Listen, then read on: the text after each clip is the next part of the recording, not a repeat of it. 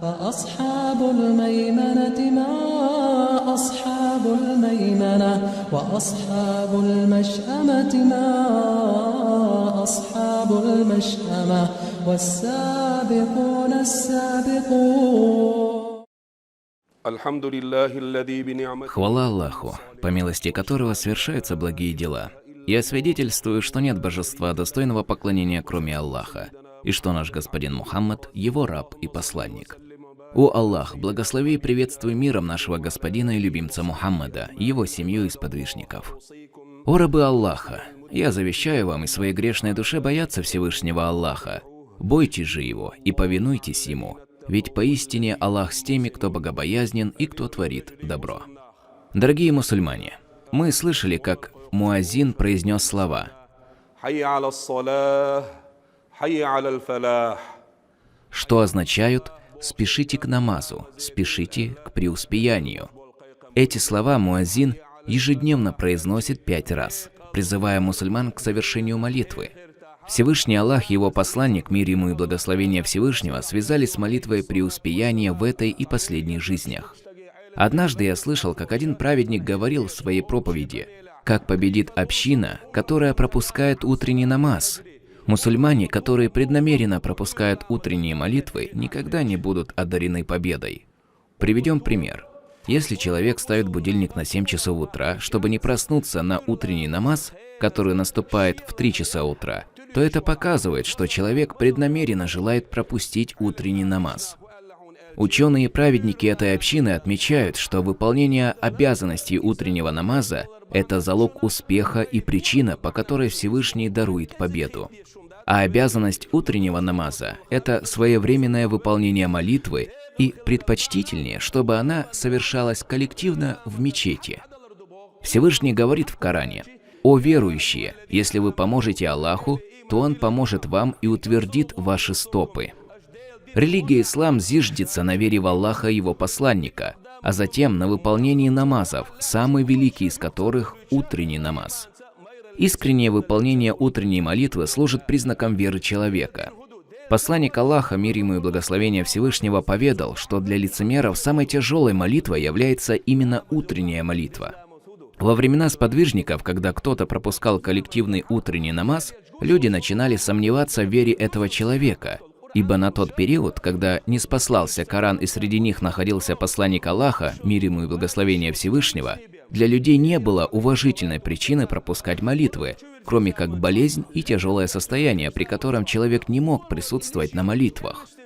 Когда пророк, да благословит его Аллах и приветствует, находился в предсмертном состоянии и еле мог двигаться, первое, что его тревожило и волновало, было совершение молитвы. Он выходил из своей комнаты, пристроенной к мечети, и из-за занавеса выглядывал на своих сподвижников.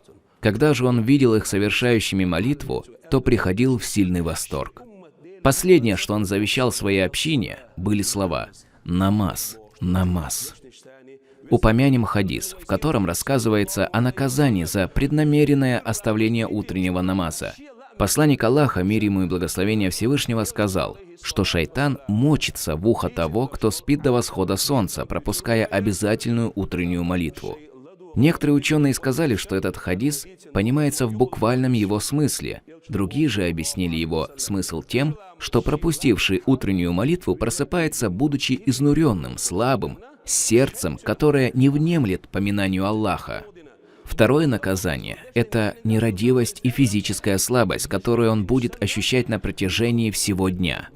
Любимец Всевышнего, да благословит его Аллах и приветствует, также сообщил, что шайтан завязывает на лбу человека перед сном 3 узла. Если он проснется и произнесет «Хвала Аллаху, который воскресил нас после того, как умертвил, и к нему возвращение», у него развязывается 1 узел. Если он совершит омовение, развяжется 2 узел. Если совершит молитву, развяжется 3, и он проснется в бодрости и хорошем настроении. В противном же случае он проснется в дурном настроении, слабым и раздраженным. Третье наказание. Как-то раз посланнику Аллаха, мир ему и благословение Всевышнего, был показан человек в могиле, голову которого разбивали огромным камнем. Его голову возвращали в прежнее состояние, а затем снова разбивали. Когда он спросил о причине такого наказания, ему сообщили, что человек этот преднамеренно пропускал утреннюю молитву. Четвертое наказание. Всевышний говорит: «И горе молящимся, которые небрежны к своим намазам». Тут говорится о тех, кто халатно относится к молитвам, пропуская их без всякой уважительной причины. В качестве наказания им обещана долина из ада, в котором они будут вкушать мучения.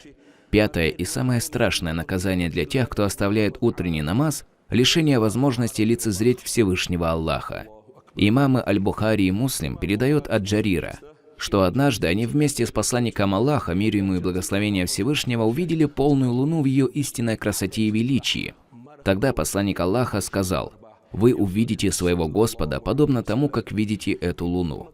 Пусть Всевышний одарит нас возможностью лицезреть себя».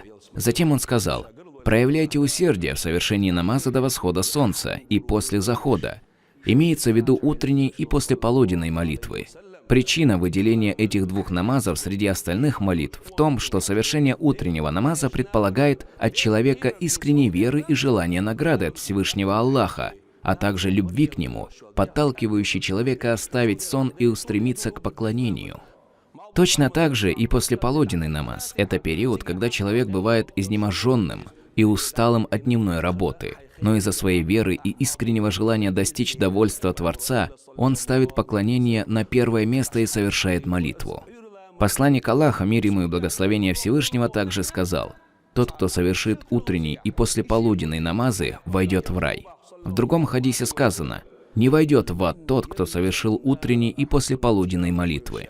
Также в другом хадисе сказано: «Два ракаата утреннего намаза лучше этого мира и всего, что в нем».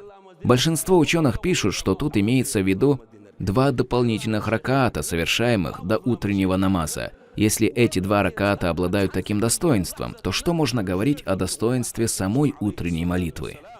Выдающийся ученый и муфтий Дамаска Аднан Афьюни, да помилует его Аллах, как-то сказал, что совершающие утреннюю молитву – это настоящие герои, и что утренняя молитва нуждается именно в таких героях. А в чем больше всего нуждается наш народ на данное время? Мы нуждаемся в помощи Аллаха и в Его милости. Если Всевышний одарит нас своей особой милостью, то никто и ничто не навредит нам. Таково обещание посланника Аллаха тому, кто совершал утренний намаз. Он сказал: «Тот, кто совершил утреннюю молитву, находится под защитой Аллаха. Так пусть же Аллах не потребует с нас ничего из-за посягательства вами на того, кто находится под его защитой, а иначе он настигнет вас и ввергнет в адское пламя». Пусть Всевышний Аллах наполнит наши мечети молящимися мусульманами. Сегодня ни один житель нашей республики не имеет права отсиживаться дома и пропускать коллективные молитвы в мечети, особенно утреннюю, ибо для нас созданы все условия для совершения молитв. Построены лучшие мечети, а наш верный брат и глава Рамзан Хаджи Кадыров регулярно призывает жителей республики к совершению утренней молитвы, показывая это на своем примере.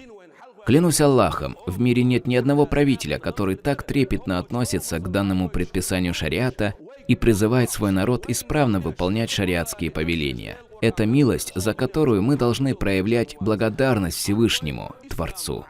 А благодарность за наличие таких прекрасных мечетей проявляется путем совершения в них коллективных молитв. В завершение проповеди приведем слова некоторых мудрецов. Друг делится на три категории. Один искренний, а два других вероломные. А из этих двух самый вероломный – это имущество человека, которое покидает его с момента его смерти и переходит во власть его наследников. Имущество оставит его, но сам он не будет оставлен. Он будет спрошен за каждый грош своего имущества. Второй вероломный друг – это родственники человека, которые предадут его тело земле, а затем покинут его. Самый верный друг человека – это его деяния, которые останутся с ним в его могиле. Так пусть человек стремится совершать благие деяния, среди которых выплата закята и раздача милостыни, а также воспитание человеком своей семьи в рамках шариата. Если верующий будет исправно совершать эти благие деяния, то найдет их благодать и награду в последней жизни.